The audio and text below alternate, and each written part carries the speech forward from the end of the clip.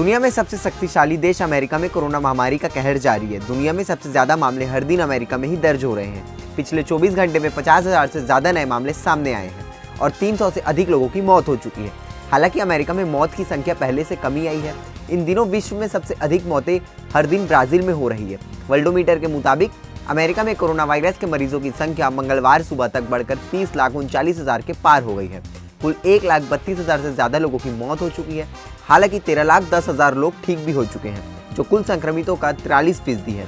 15,96,000 से ज्यादा लोगों का भी अस्पताल में इलाज चल रहा है, जो कुल संक्रमितों का 52% है। अमेरिका में कुल 4.44% कोरोना संक्रमित लोगों की मौत हो चुकी है। भारत में कोरोना वायरस की स्थिति लगातार भयावह होती जा रही है। मंगलवार को भारत में कुल मामलों की संख्या 7 लाख के आंकड़े को पार कर गई, जबकि कुल मौतों का आंकड़ा भी 20,000 से अधिक हो गया है। देश में पिछले 2 लाख केस मात्र 10 दिनों के भीतर आए हैं। ऐसे में चिंता बढ़ती ही जा रही है।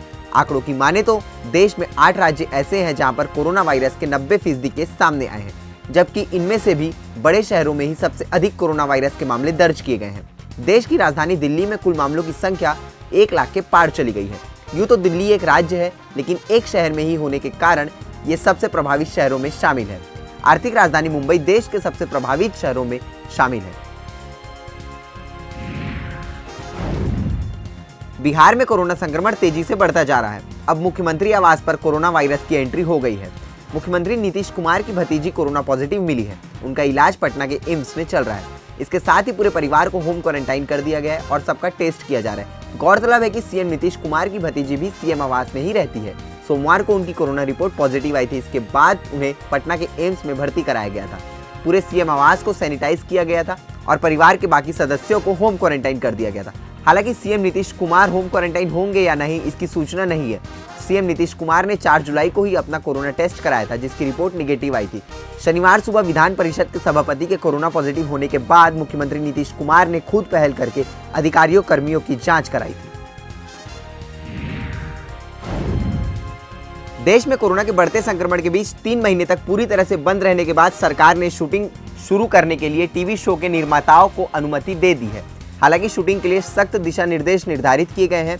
क्रू के सभी मेंबर्स को इसका पालन करना होगा। नियमों का पालन करते हुए कुछ टीवी शोज के शूटिंग शुरू हो गई है। नए प्रोमो भी रिलीज किए गए हैं। इसी सब के बीच सभी नियमों का पालन करने के बावजूद शो के एक महानायक डॉक्टर BR अम्बेडकर की शूटिंग को रोकना पड़ा। शो के actor Jagannath Nivangune corona virus positive पाए गए। इसी के चलते शो की शूटिंग को 3 दिन के लिए रोक दिया गया है। जगन्नाथ निवंगुड़े शो में डॉक्टर BR अम्बेडकर के पिता रोल में हैं। प्रोडक्शन हाउस में एक बयान जारी कर कहा कि वे सभी क्रू मेंबर्स का पता लगा रहे हैं जो एक्टर के संपर्क में आए हैं और उन्हें मेडिकल सुविधा प्रदान करने की कोशिश कर रहे हैं।